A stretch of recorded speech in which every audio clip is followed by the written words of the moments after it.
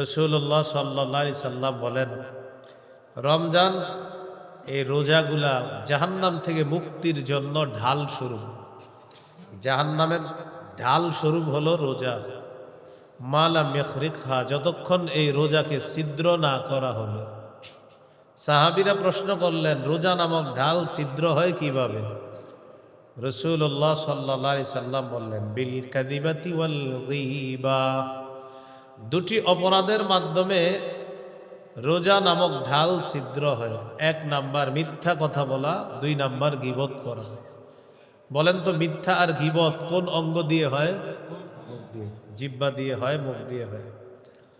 তাহলে কি শিখলাম?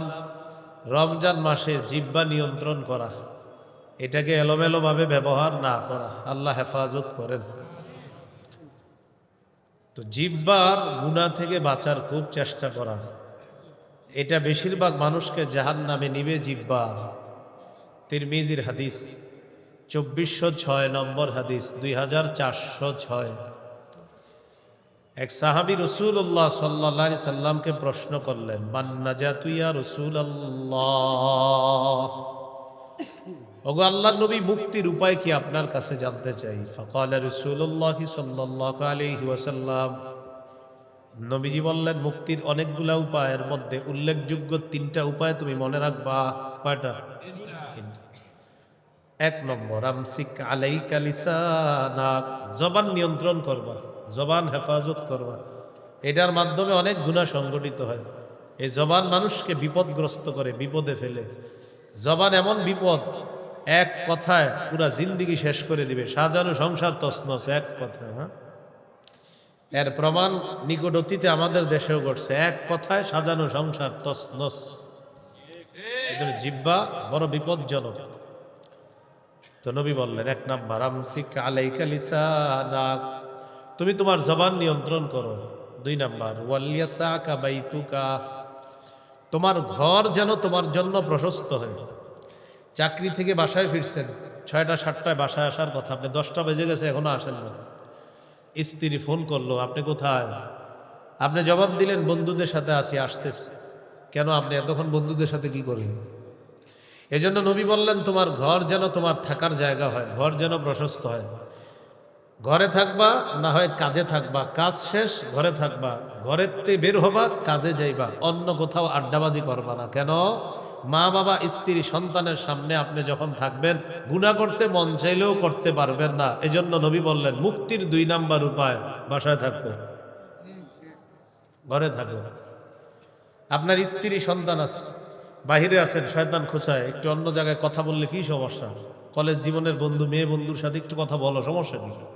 কিন্তু আপনি স্ত্রীর সামনে কিন্তু কথাটা বলবেন না, বিবির সামনে এই কথা বলবেন না। তার মানে বিবির সামনে আপনি থাকা, এই গুনাহ থেকে বেঁচে থাকা। সন্তানের সামনে আপনি হাজারো গুনাহ থেকে বেঁচে থাকবেন।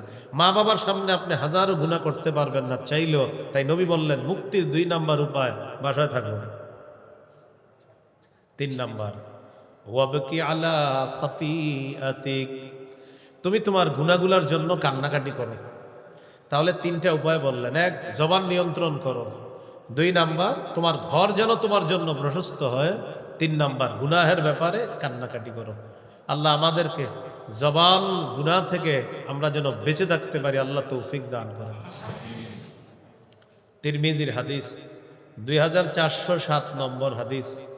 এই হাদিসের মধ্যে আছে, قال رسول الله صلى الله عليه وسلم إذا أصبح ابن آدم فإن الأعضاء كلها تكفر اللسان فتقول إنما نحن بك فإن استقمت استقمنا وإن اعوججت اعوججنا।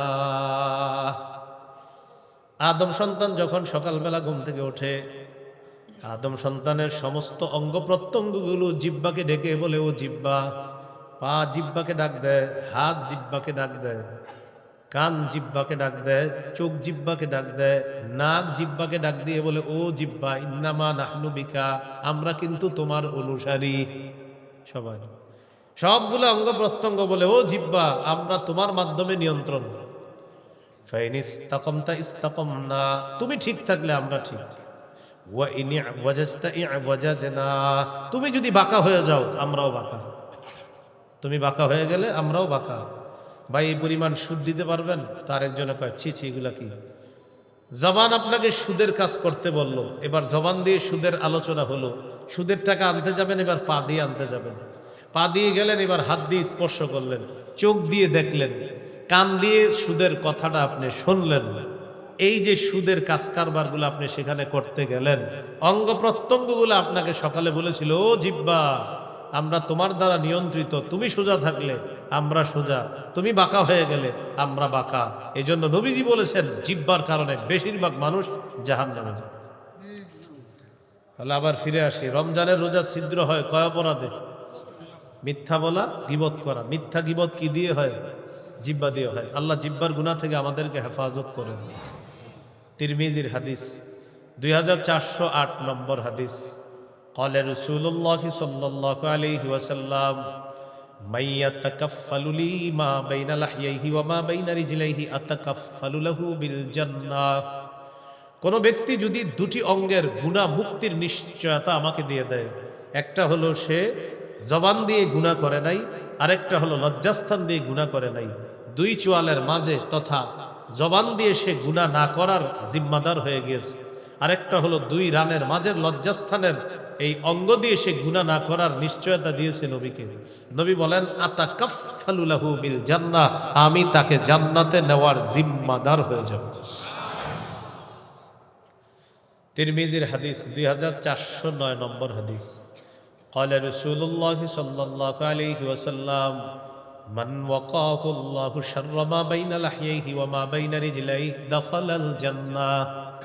আল্লাহ তাআলা যদি কোনো ব্যক্তিকে জবানের অনিষ্টতা আর লজ্জাস্থানের অনিষ্টতা থেকে হেফাজত করে, ওই ব্যক্তি মৃত্যুবরণ করবে, জান্নাতে প্রবেশ করবে। তিরমিজির হাদিস 2410, এক সাহাবী নবীকে প্রশ্ন করলেন,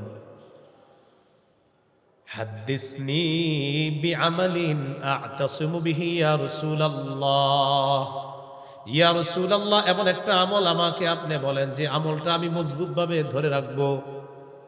নবীজি বললেন কুর রব্বি আল্লাহ সুম্মা ইসতাকিম, তুমি বলো আমার রব আল্লাহ। বলি আমরা সবাই আমাদের রব আল্লাহ। নবীর কাছ থেকে আমল শিখতে চাইছে, হুজুর একটা বিষয় বলেন যেটা আমি মজবুতভাবে ধরে রাখবো। নবীজি বললেন কুর রব্বি আল্লাহ সুম্মা ইসতাকিম, তুমি বলো আমার রব আল্লাহ, এই কথার উপর তুমি অটল থাকবা। তুমি বলো আমার রব আল্লাহ, এটার উপর তুমি অটল থাকবা, সারা জীবন এটা মজবুতভাবে ধরে রাখবা।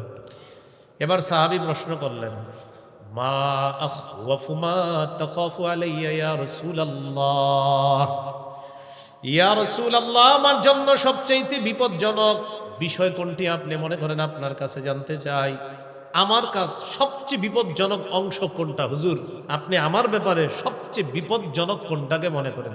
নবীজি কি করলেন দেখেন, আমার দিকে তাকান, আখাযা বিলিসানি নাফসিহি, নিজের জিহ্বাটা ধরলেন নবী এভাবে ধরে বললেন হাযা, ও সাহাবী এটা এটা এটা এটা তোমার বিপজ্জনক অঙ্গ সবচেয়ে এটা এটা।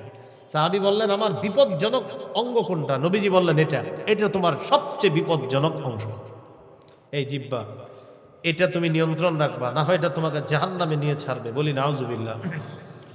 তিরমিজির হাদিস 2616 নম্বর হাদিস, 2616 এই হাদিসের মধ্যে আসছে রাসূলুল্লাহ সাল্লাল্লাহু আলাইহি সাল্লামের এক সাহাবী, তার নাম মুআজ ইবনু জাবাল রাদিয়াল্লাহু তাআলা, তিনি বলেন কুনতু মা রাসূলিল্লাহি সাল্লাল্লাহু আলাইহি ওয়াসাল্লাম ফি সাফারিন ফাসবাহতু ইয়াওমান করিবাম মিনহু ওয়া নাহনু নাসির। একবার রাসূলুল্লাহ সাল্লাল্লাহু আলাইহি সাল্লামের সাথে সফরে ছিলাম, সকালবেলা আমি নবীর কাছাকাছি চলে গেলাম, আমি নবীজিকে বললাম আখবিরনি বিআমালিন ইউদখিলুনিল জান্নাতা ওয়া ইউবাঈদুনি মিনান নার। ওগো আল্লাহর নবী, আপনার কাছে আমি জানতে চাই এমন একটা আমলের বিষয়ে যেটা আমাকে জান্নাতে নিয়ে যাবে আর জাহান্নাম থেকে দূরে রাখবে, এমন কিছু ওয়াজ আপনি আমাকে করেন। তো রাসূল সাল্লাল্লাহু আলাইহি সাল্লাম ওয়াজগুলা কি করতেছে একটু শোনেন। এক নাম্বার, তা'বুদুল্লাহ লা তুশরিকু বিহি শাইআ, তুমি আল্লাহর ইবাদত করবা, শিরিক করবা না। এই যে আজকে লাইলাতুন নিসফি মিন শাবান, এই রাতে আল্লাহ সবাইকে মাফ করে, 2 জন ছাড়া। কোনো বর্ণনায় 5 জনের কথা আছে, বিশুদ্ধ বর্ণনা আছে 2 জন। একজন হলো মুশরিক, আরেকজন হলো বিদ্বেষ পোষণকারী। মুশরিককে আল্লাহ মাফ করে না, ভাইয়ে ভাইয়ে বিদ্বেষ রাখে যে তাকে আল্লাহ মাফ করে না। আজকে আপনারা যারা ইবাদত করবেন আর খালি বলবেন আল্লাহ মাফ করেন মাফ করেন, ঘটনা যদি এমন হয় আপনি আপনার ভাইয়ের সাথে শত্রুতা রাখেন, তো 1000 বার মাফ করেন বললেও কাজ হবে না। তাড়াতাড়ি মাহফিল থেকে গিয়ে ভাইরে ফোন দিয়ে বলবেন, ভাইজান যা হওয়ার হয়ে গেছে, মাফ চাই, আপনি আমারে মাফ করে দেন। তাড়াতাড়ি মিলে যান, না হয় কিন্তু আল্লাহ মাফ করবে না। আগে আপনি আপনার ভাইয়ের সাথে ভ্রাতৃত্বের সম্পর্ক স্থাপন করতে হবে। তো 2 শ্রেণীকে আল্লাহ মাফ করবে না। 1 নাম্বার মুশরিক, তাকে আল্লাহ মাফ করবে না। সাহাবীকে ওয়াজ করলেন, 1 নাম্বার তা'বুদুল্লাহ লা তুশরিকু বিহি শাইআ, আল্লাহর ইবাদত করবা, শিরিক করবা না। আল্লাহকে সবাই দেখতে চাই না ইনশাআল্লাহ? সবাই দেখতে চাই তো? আচ্ছা, 2টা কাজ গুরুত্ব দিতে হবে। আল্লাহরে দেখতে চাইলে কয় কাজ? সূরা কাহাফ 110 নম্বর আয়াত, সূরা কাহাফ 110 নম্বর আয়াত, মানে একদম সর্বশেষ আয়াত। সূরা কাহাফের আয়াত হলো 110টা, আর এই আয়াতটাও 110 নম্বর আয়াত, মানে সর্বশেষ আয়াত। এই আয়াতে আল্লাহ বলেন, ফামান কানা ইয়ারজু লিকা রাব্বিহি ফালইআমাল আমালান সালিহা ওয়ালা ইউশরিক বিইবাদাতি রাব্বিহি আহাদা। যে ব্যক্তি তার রবের সাথে সাক্ষাৎ কামনা করে সেজন্য নেক কাজ করে, ওয়ালা ইউশরিক বিইবাদাতি রাব্বিহি আহাদা, রবের ইবাদতে যেন সে শরীক না করে, কাউকে অংশীদার না বানায়। তাহলে নেক কাজ করা আর অংশীদার না বানানো, আমল, ভালো আমল করা। এবার আমলের ক্ষেত্রে 3টা অংশ আমি আপনাদের সাথে শেয়ার করতে চাই, আমরা সবাই মিলেমিশে শিখি। বলেন, প্রতিটি বস্তুর 3টি অংশ থাকা চাই। দেহ, আত্মা, ফলাফল। এবার আপনারা বলেন, বলেন আমল হলো দেহ, বিশুদ্ধ নিয়ত এবং ইখলাস। আমল নামক দেহের আত্মা, আমল হলো দেহ, আমল নামক দেহের আত্মা হলো বিশুদ্ধ নিয়ত, ইখলাস। ফলাফল ওজনের পাল্লায় ভারী হওয়া। কি হওয়া? ভারী হওয়া। আমল যদি কম হয়, আত্মাওয়ালা আমল যদি হয়, ওই আমলের মধ্যে যদি ইখলাস থাকে, বিশুদ্ধ নিয়ত থাকে, সেই আমলটা ওজনের পাল্লায় কম হলেও আল্লাহ ভারী করে দিবেন। একটি হাদিস শোনাইলে স্পষ্ট হবে বিষয়টা। ক্বালা রাসূলুল্লাহ সাল্লাল্লাহু আলাইহি ওয়াসাল্লাম, ইন্নাল্লাহা সায়ুখাল্লিসু রাজুলাম মিন উম্মতি আলা রুউসিল খালাইক ইয়াউমাল কিয়ামাহ। রাসূলুল্লাহ সাল্লাল্লাহু আলাইহি সাল্লাম বলেন, নিশ্চয়ই আল্লাহ তাআলা আমার উম্মতের এক ব্যক্তিকে কিয়ামতের ময়দানে সবার সামনে উপস্থিত করবেন। করার পর ফায়ানশুরু আলাইহি 99 সিজিল্লা, ওই ব্যক্তির সামনে আল্লাহ তাআলা 99টা আমলের খাতা খুলে দিবেন। কয়টা? কুল্লু সিজিল্লিন মিসলু মাদ্দিল বাসর, প্রত্যেকটা আমলের খাতা দৃষ্টির শেষ সীমানা পর্যন্ত এত বড়। আল্লাহ তাআলা তাকে বলবেন, আতুনকিরু মিন হাদা শাইআ, আমলগুলা দেখো তো একটাও তুমি অস্বীকার করো কিনা। বান্দা বলবে, না মাবুদ, একটাও আমি অস্বীকার করি না। গুনার গুনাহ ভরা, 99টা খাতায় শুধু গুনাহ বেশি। ফাতুখরাজু বিতাকাতুন ফিহা আশহাদু আল্লা ইলাহা ইল্লাল্লাহ ওয়া আশহাদু আন্না মুহাম্মাদার রাসূলুল্লাহ। ছোট্ট একটা কাগজ বের করা হবে, কাগজের মধ্যে লেখা আশহাদু আল্লা ইলাহা ইল্লাল্লাহ ওয়া আশহাদু আন্না মুহাম্মাদার রাসূলুল্লাহ। 99টা বিশাল বড় খাতা, খাতার মধ্যে প্রচুর পরিমাণ গুনাহ ভরা। ছোট্ট একটা কাগজের মধ্যে ইখলাসওয়ালা আশহাদু আল্লা ইলাহা ইল্লাল্লাহ। আল্লাহ তাআলা বলবেন, উহদুর ওয়াজনাকা, ওজনের পাল্লার কাছে যাও। বান্দা বলবে, আল্লাহ এতগুলা খাতার সামনে আমার এই ছোট্ট কাগজটা কি হবে? আল্লাহ বলবে যাও তুমি। তো ওজনের পাল্লার সামনে যাবে, যাওয়ার পর ফাতুদাউস সিজিল্লাতু ফি কিফা, পাল্লার এক হাতলে রাখা হবে 99টা খাতা।